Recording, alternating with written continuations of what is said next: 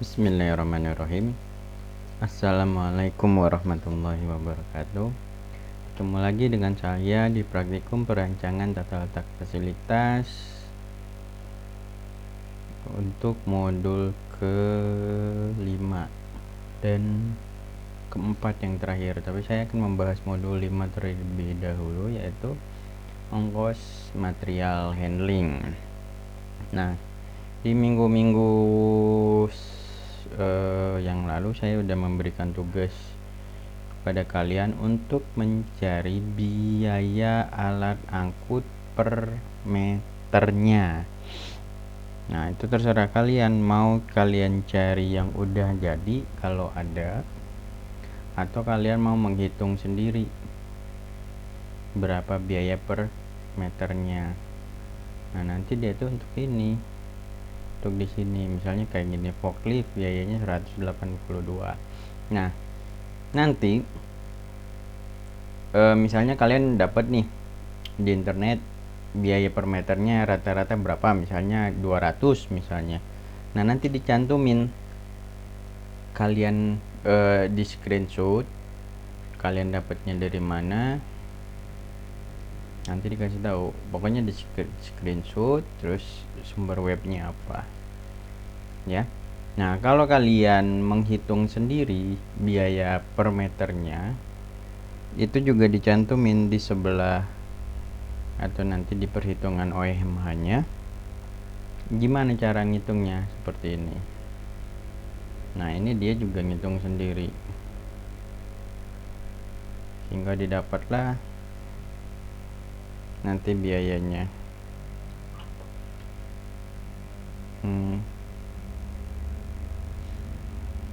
Ini ada perhitungannya di sini. Nanti kalian juga kayak gitu, pokoknya dapatnya dari mana cantumin, atau kalian bikin perhitungan sendiri ya cantumin juga ya. Nah, pabrik yang dibikin ini kan dari awal udah saya bilang itu adalah pabrik by produk atau layoutnya by produk. Nah, by produk itu dia terdiri dari beberapa jenis mesin yang berbeda. Nah, ini kalau by proses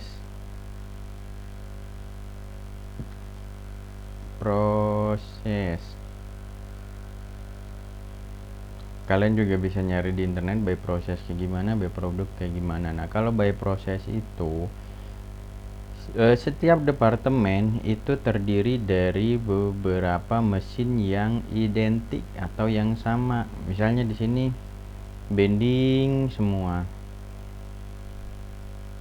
Nah, ini namanya adalah departemen bending. Nah, terus misalnya di sini ada lagi namanya assembling 1 misalnya. Atau departemen las, mesin las semua di sini isinya. Ini las. Terus ada departemen benchwork 1 misalnya. Ada departemen circular show gitu. Jadi isinya sama mesinnya, mesin yang sama atau yang prosesnya sama lah. Misalnya departemen cutting itu kan banyak terdiri dari bisa circular show, yang jelas dia sama. Kalau yang untuk by produk itu setiap departemennya terdiri dari beberapa mesin yang berbeda.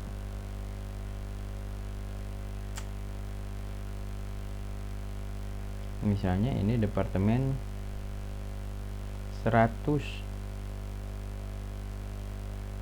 Nah, terus kita lihat di OPC komponen 100 ini prosesnya apa aja sebelum assembling. Nah, nanti di sini assembling 1.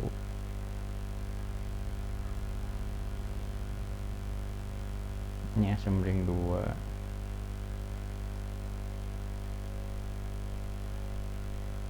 Ini departemen 200, ini departemen 300.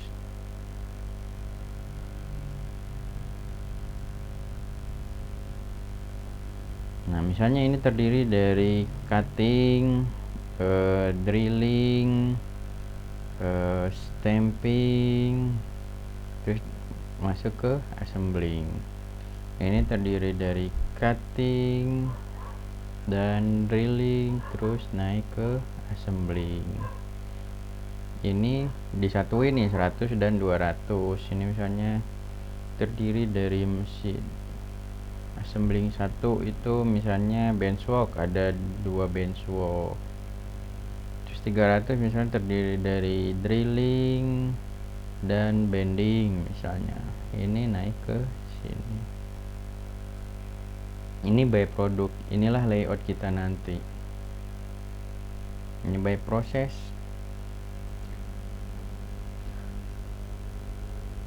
Ya. Oke, berarti mudah-mudahan sudah paham. Nah, di sini kita juga akan menghitung biaya yang tadi ini, pengirimannya. Ini misalnya dari receiving, gudang produk, gudang bahan baku, GBB, bahan baku. Nah, ini GBB ini misalnya bawa besi panjang ke sini. Terus di sini cuman komponen 100 saja kah yang dibawa? Enggak dong. Semua yang ada di gudang yang dibutuhkan di sini, termasuk tooling atau bahan tambahannya. Misalnya ada lagi, ini tadi apa sih, mesin cutting ya. Cutting kan butuh mesin, ini circular saw ya. Circular saw kan butuh mata pisaunya kan. Ini juga dibawa mata pisaunya ke situ. Terus ini drilling misalnya, drilling butuh mata bornya, ini juga diambil dari situ. Terus ini apa tadi, bending misalnya, bending dia bending itu pakai dice, jadi nggak perlu diganti-ganti, soalnya dice nya itu lama sih habisnya, bisa berbulan-bulan atau sampai setahunan baru berubah sedikit bentuknya gitu.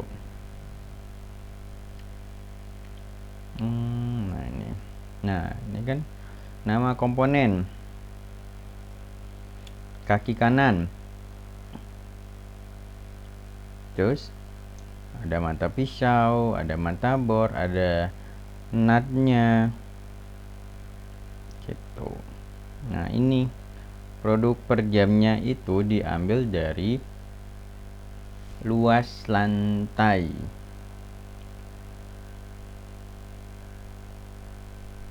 Luas lantainya yang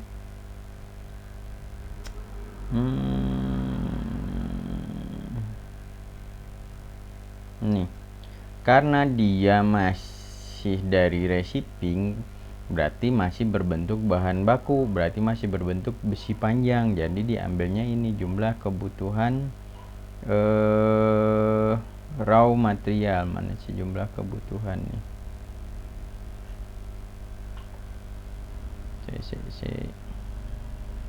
pokoknya diambilnya dari jumlah kebutuhan yang raw material. Kalau ini kan potongan nih, produk per jam ini potongan yang udah jadi komponen. Nah, masalahnya kan sekarang kita dibawa dari gudang bahan baku, berarti bawa raw material sebelum dipotong-potong, ya kan? Jadi masih berbentuk pipa panjang atau raw materialnya itu berapa? Nih, segini per harinya. Ya, per jamnya ketang.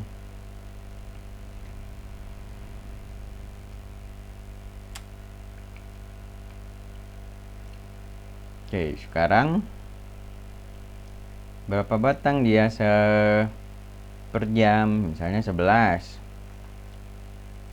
Berat bentuknya berapa? Cari berat bentuk besi meureun eta bahan bakunya. Kalau murni besi ya, kalau udah campur-campuran ya silahkan dicari. Nah, berat totalnya berapa satu batang itu? Misalnya 8,8. Masih masuk akal nggak ya? Masih masuk akal lah, 8 sampai 10-an atau 12-an kilo mungkin. Terus alat angkut, nah karena dia panjangnya kan 6 meter, terus dia ada 11, nggak mungkin dong kita make orang atau operator suruh bawa sendiri, dan nggak mungkin juga misalnya make hand lift atau make apa lagi, troli, nggak mungkin. Jadi make forklift, soalnya berat totalnya itu bisa nyampe 88 kilo lebih ya berarti.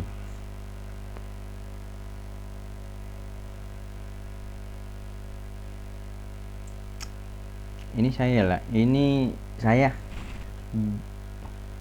kayaknya saya ngambil contoh yang salah ini, cuman nggak apa-apa lah. Berat bentuk itu, ini berat si materialnya ya, berat si raw material, kayaknya dia salah ini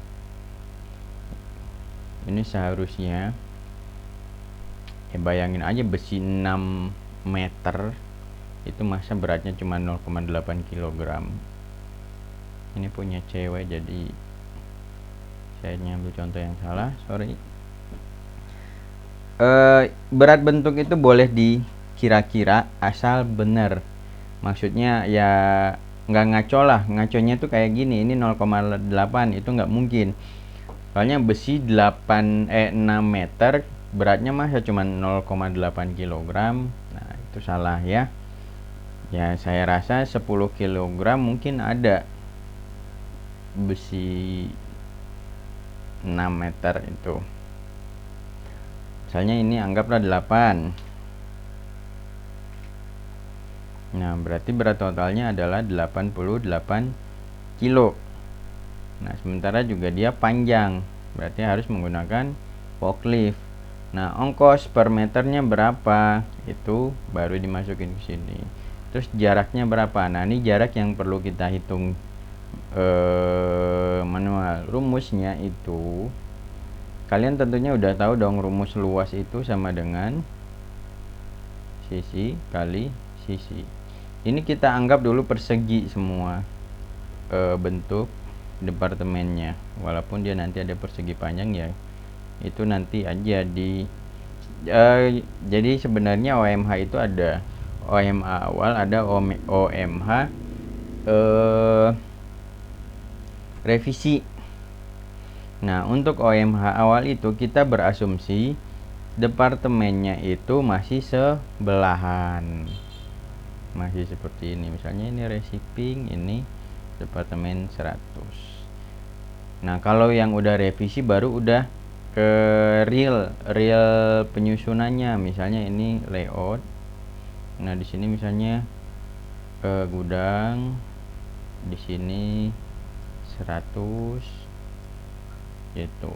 Kalau di sini kita masih berasumsinya ini masih sebelahan, ini ke sini itu masih sebelahan, ini sini sebelahan, ini sini sebelahan, ini ke sini sebelahan. Dari ke nya itu pokoknya semuanya masih sebelahan untuk yang awal. Nah kita kembali lagi, ini rumus luas itu adalah sisi kali sisi.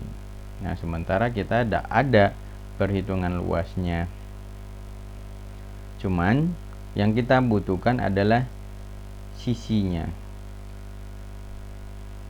Nih, perhitungan luasnya kan kita adanya di luas lantai kan. Nih. Nah, kita misalnya udah dapet luasnya, kita mau mencari sisi, berarti tinggal diakarin aja kan.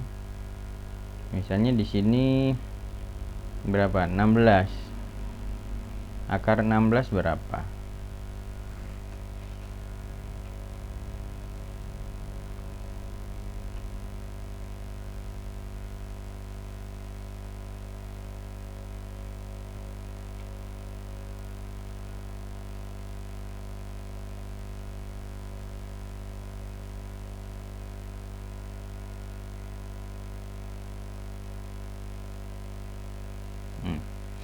Akar 16 adalah 4.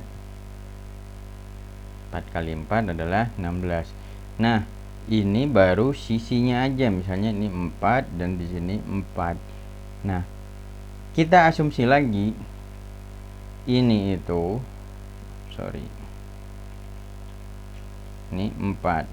Kita tadi berasumsi ini bersebelahan ya. Nah, kita berasumsi lagi, kita mulai itu enggak dari ujung sini, kita dari tengah mulai membawanya. Berarti rumusnya adalah setengah akar dikali, misalnya ini A, ini departemen A, itu setengah akar departemen B, misalnya ini departemen B. Rumusnya itu ya, setengah akar departemen dikali setengah akar ditambah bukan dikali, ditambah setengah akar departemen yang sebelahnya yang kita tuju. Nah, nanti beda lagi kalau direvisi kita misalnya udah seperti ini. Nah, berarti ini rumusnya ada 3 kan, setengah akar ini ditambah dengan 1. Misalnya kita mengantar dari sini ke sini, 1 kali sisinya, ini baru ini setengah lagi karena dia ke tengah. Kalau ini kan dia menjalan full nih, kalau yang di tengah dia jalan full, misalnya dari A ke C misalnya gitu. Yang ujung di ujung sama ujungnya itu setengah, kalau yang dilewatinya itu dikalikan 1. Jadi seperti itu ya rumusnya, setengah akar departemen ditambah setengah akar departemen. Jadi setengah akar departemen dari ditambah dengan setengah akar departemen ke nya gitu.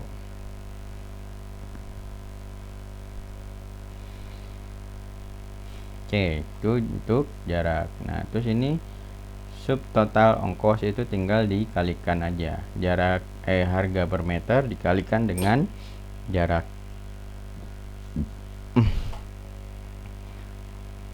Nah, ini untuk yang bahan kecil-kecilnya. Nah, kalau yang barang kecil-kecil ini pasti dibawa dengan menggunakan, bisa menggunakan troli, bisa menggunakan operator langsung. Kalau dia kecil cuman sedikit atau cuman 1 macam atau 2 macam sih nggak perlu pakai troli ya, pakai operator aja udah cukup gitu. Ongkosnya berapa, jaraknya berapa. Nah, nanti dijumlahin ini. Dari receiving ke departemen 100 sekian jumlahnya. Nah, ini ngelihat dari ke ini itu lihatnya dari MPPC aja biar gampang. Nih. Nah, ini receiving. Ini kan dari ke-nya circular saw. Receiving ke 200 ada nggak? Ada. Receiving ke 300 ada, 400. Pokoknya dari receiving kayaknya ada semua ke departemennya ya.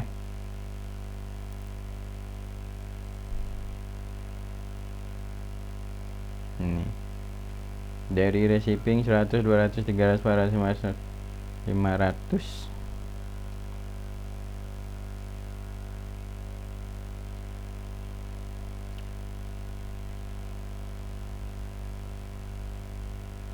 Nah, begitu juga dengan sub assembling, kan dia kan harus nganterin misalnya kalau sub assembling misalnya kayak peralatannya, misalnya dia pakai ngelas nih kan harus nganterin elektrodanya, misalnya mesinnya benchwork ada perakitan, ada pakai mur baut gitu kan, dia juga harus nganterin mur bautnya. Ini elektroda, sandpaper, paint, thinner, ya pokoknya semuanya lah ya. Nah, terus setelah dari ke yang dari receiving, berarti kita darinya mengambil yang dari 100. Nih. Dari 100 ke assembling 1 bawa apa aja? Yang jelas dia bawa komponen yang kaki kanan. Dari 200 ke komponen ke assembling 1 dia bawa yang diproduksi di 200. 300 ke sub assembling bawa apa? Kita ngelihatnya dari MPPC aja gampang. Ini kan ini departemen 100 nih, isinya ada 3 mesin berarti. Ya. Receiving ke 100 ada 3 mesin di departemen 100. Nah, berarti dari departemen 100 ke assembling 1 nih. Nah, di assembling 1 ini ada 100 dan 200 yang digabungin, berarti dari 200 juga dibawa ke assembling 1 nih.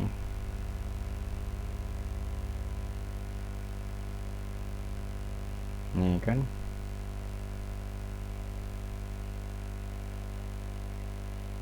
Nih.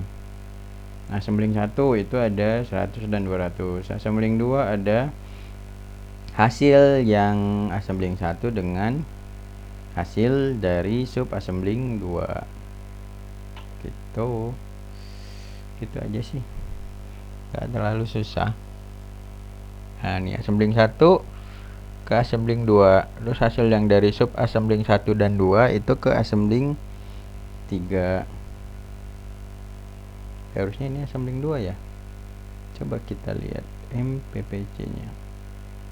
Sub assembling 1 dan 2 itu di assembling 2 kan.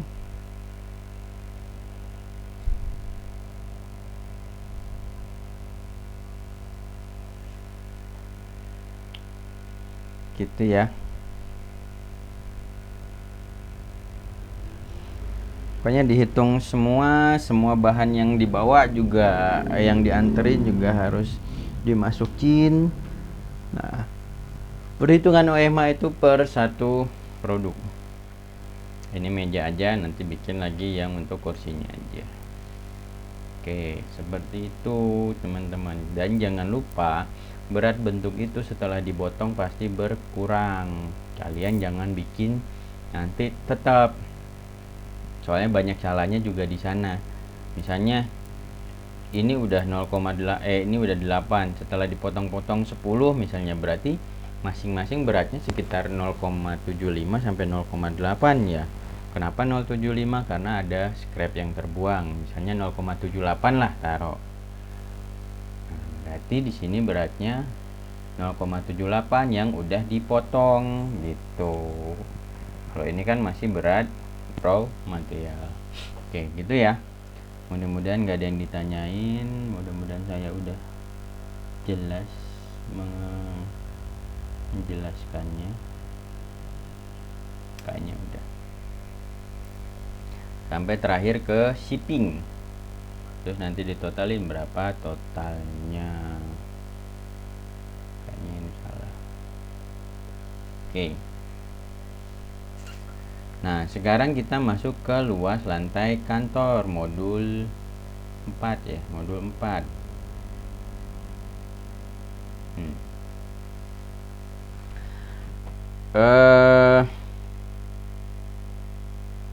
Sebenarnya PTLF itu sangat-sangat gampang, cuman dia yang bikin agak sulitnya itu banyak dan butuh ketelitian. Kayak tadi OMH kan kita harus melihat sumbernya, harus melihat data-data sebelumnya.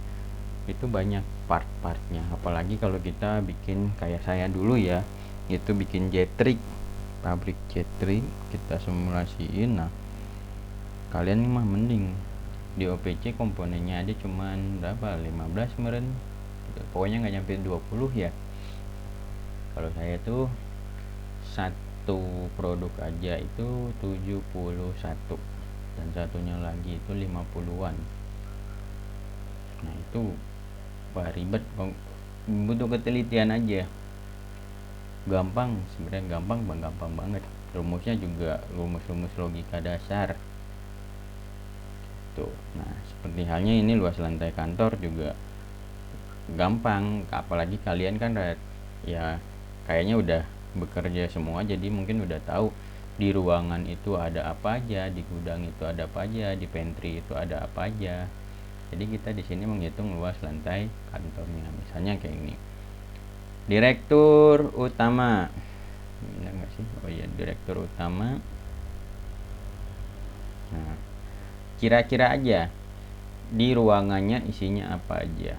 Meja kerja, kursi direktur, kursi tamu, set sofa, set komputer, AC, ini toilet lah, dispenser. Itu terserah kalian nih isinya apa aja, yang penting masuk akal. Jangan sampai kalian di sini bikin restoran ya, pokoknya masuk akal. TV segala lah ada, lemari boleh, asal jangan ada kasur aja di situ. Sekalian aja bikin hotel dia sendiri direkturnya ya. Jumlah personil 1, ukuran. Nah, ukuran ini menyesuaikan dengan luas. Kalian melihat luasnya itu harus ada sumbernya, karena ada batas minimalnya. Kalau lebih dari batas minimal boleh, cuman nggak boleh kurang dari batas minimal. Nah, batasnya itu ada di sini. Nama bukunya adalah Data Arsitek Jilid 2. Di sini ada ketentuan-ketentuannya, kayak tadi itu WC. Nah, ini untuk melihat WC pria wanita, ini juga nanti ada ya. Jumlah kebutuhan, misalnya jumlah kesibukan, misalnya satu lantai itu misalnya jumlah kesibukannya 100 orang, atau jumlah orang yang di situ rata-rata 100 orang misalnya. Nah, itu ada ketentuannya. Misalnya dia butuh kloset duduk 5, tempat baknya butuh 5, aliran airnya, terus wastafelnya butuh berapa, terus kloset ekstranya butuh berapa, bisa ada tamu, terus tempat bak ekstranya berapa misalnya gitu. Di sini udah ada ya ngatur. Nah, begitu juga untuk luasnya. Luasnya itu kalau nggak salah di halaman nih. Ini bukan.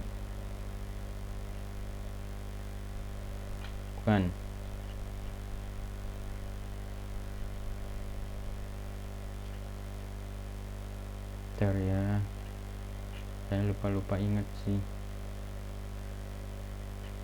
Ruangan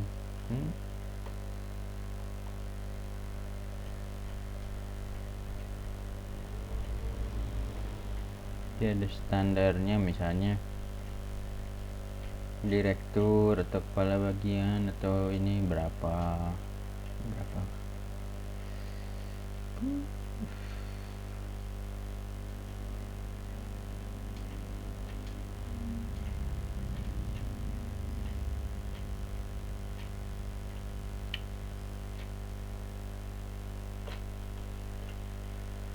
Ya, ini pertokoan.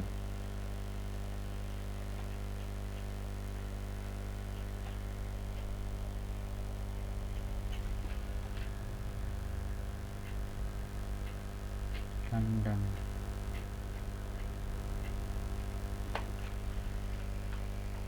Sabar ya.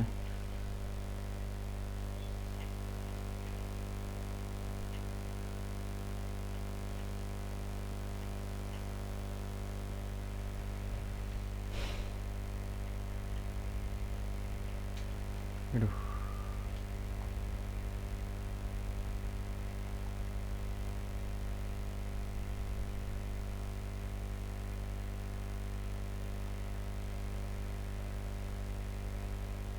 Yes.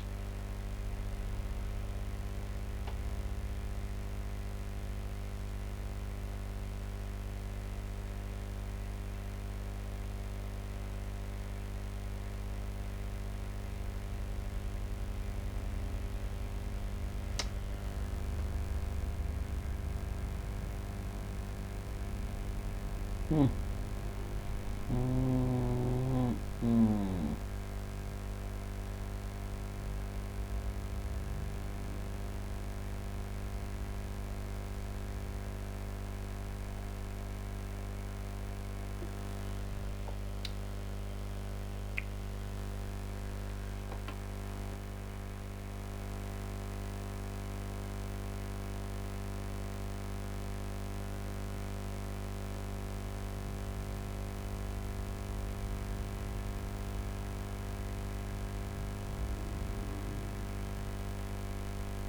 Nah, nih sebenarnya di buku tadi ada, cuman saya lupa di halaman berapa. Ini standar Amerikanya, jadi boleh lebih dari ini tapi tidak boleh kurang. Misalnya kayak gini, direktur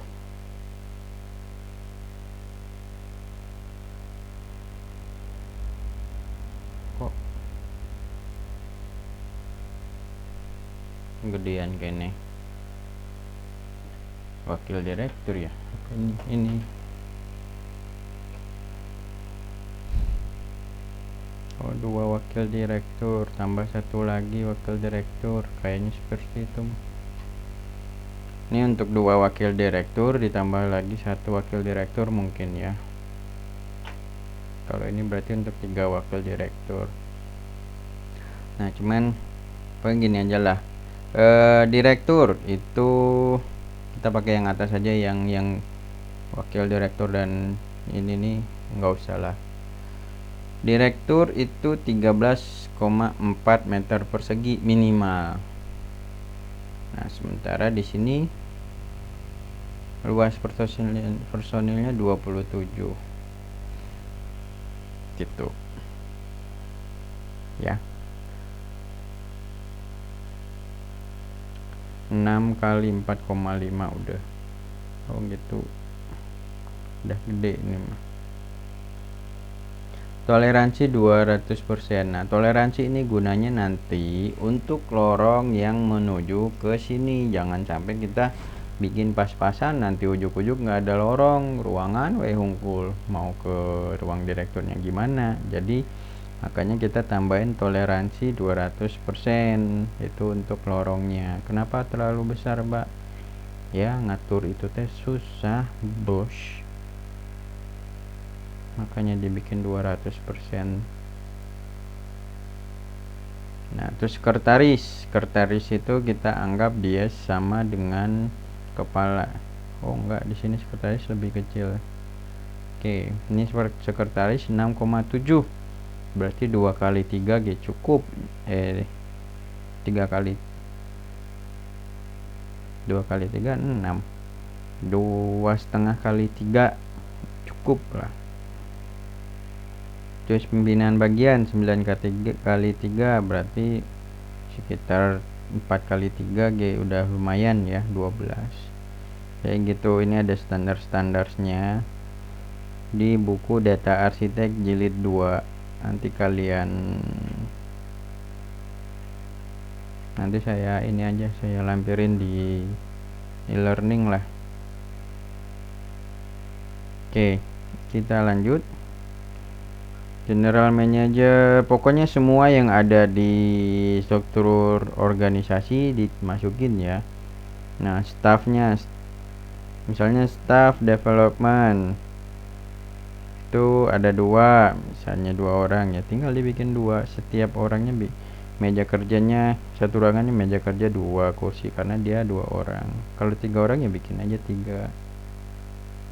Ini untuk luas satuannya 6,25, berarti kalau 2 12,5 gitu aja.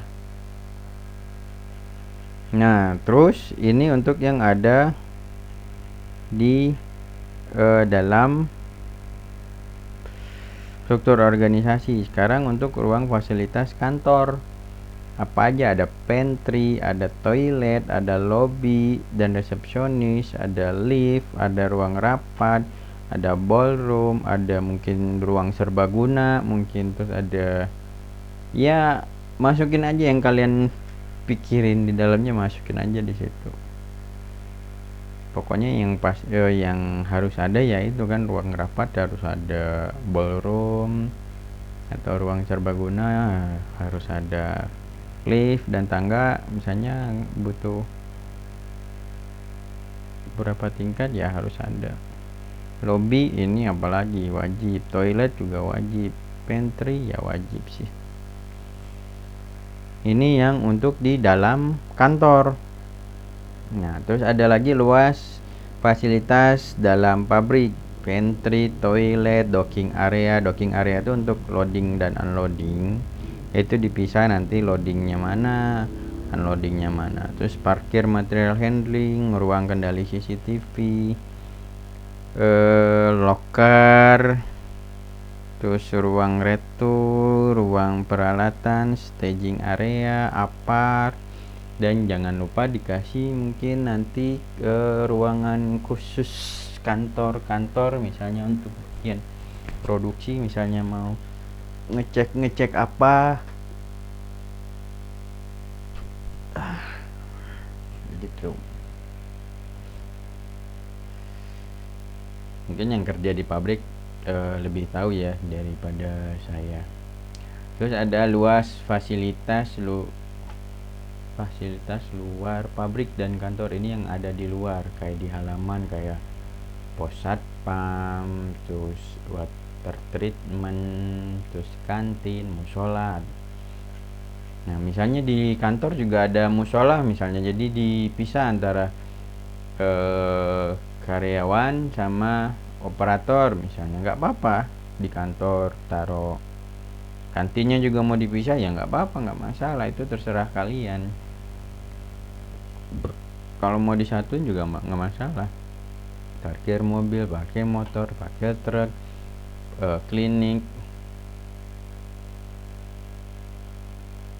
Ini sebaiknya parkir mobil, parkir mobil-mobil kantor gitu. Inventaris kantor juga harus ada ya. Klinik, kantin, pos satpam, pompa hidran. Ini pompa hidran tuh bisa disatuin sama pompa hidran dan genset. Terus ruang teknisi, ini ada, cuman sebaiknya disatuin aja juga nggak masalah sih. Bak sampah, penampungan limbah, ruang janitor, water treatment, menara, apalagi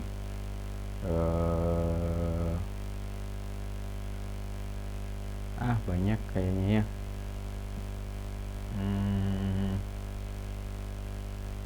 Gudang, ini ya, ruang tempat untuk menyimpan alat-alat kebersihan, boleh ruang janitor. Cuman isinya banyak kalau kayaknya ya, selang, ember, mesin pemotong rumput ya.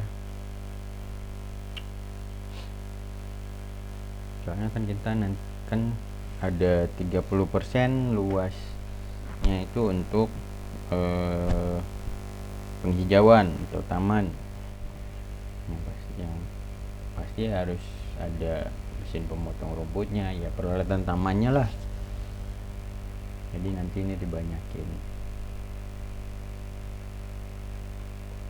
Water treatment sebagai tempat penampungan air, bukan penampungan air aja ya, sebagai tempat pengolahan air atau limbah bisa juga di situ. Oke gitu ya. Jadi ada luar pabrik dan kantor, dalam pabrik atau fasilitas pabrik, fasilitas kantor, sama ini kantornya, luas lantai kantornya. Nah, untuk parkir mobil juga ada di sini, kalian cari aja. Untuk WC juga ada ketentuannya di sini. Parkir mobil kayak mananya? Parkir mobil, parkir motor itu ada di sini. Kayak gimana nya?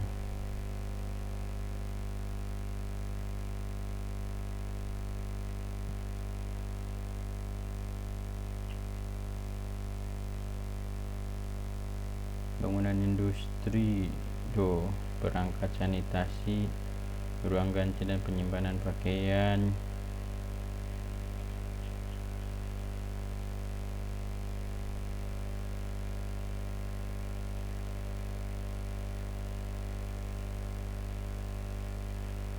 Coba kita lihat yang di satu apa.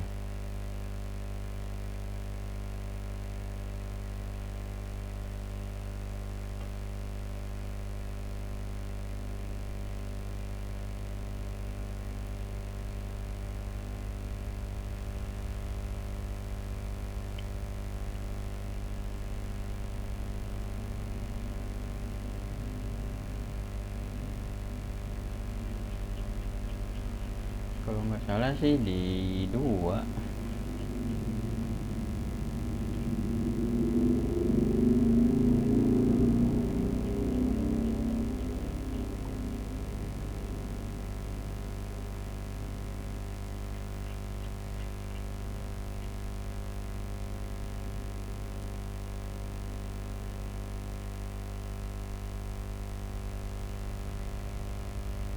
Tuh nggak ada di sini.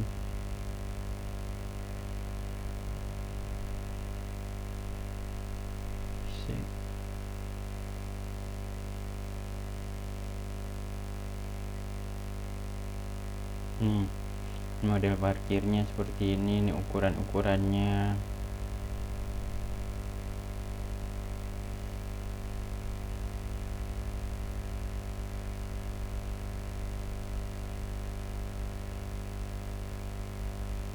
Tuh ini parkir, tempat parkir 105.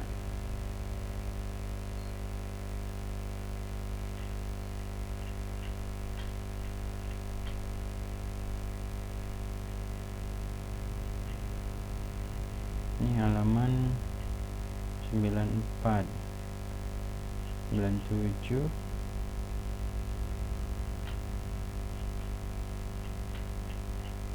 kelewatan.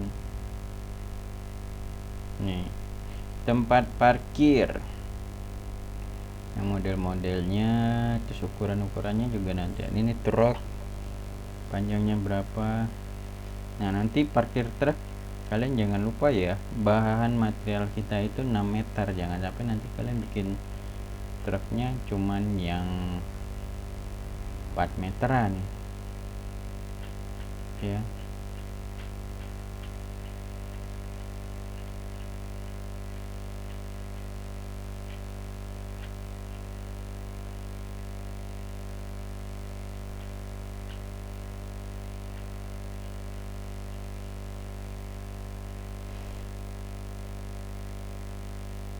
Gitu, pokoknya nanti cari-cari aja lah. Kalau nggak salah ada ukuran-ukurannya truk, mobil pemadam. Nggak nemu ya. Oke, gitu aja. Nanti kalian bisa lihat-lihat di sini. Untuk standar-standar ukurannya ya, harus pakai standar ukuran. Jangan sampai kalian ngaco nanti kayak gini nih. Ini banyak yang rada ngaco, tapi untung kemarin saya ngasih nilai yang nggak bagus-bagus amat, soalnya banyak yang ngaco. Oke, gitu aja. Mudah-mudahan nggak ada pertanyaan. Kalaupun ada, silakan bertanya melalui grup WhatsApp. Mudah-mudahan kalian paham ya. Ini mah gampang. Oke, sekian untuk materi modul 4 dan 5 ini. Terima kasih. Assalamualaikum warahmatullahi wabarakatuh.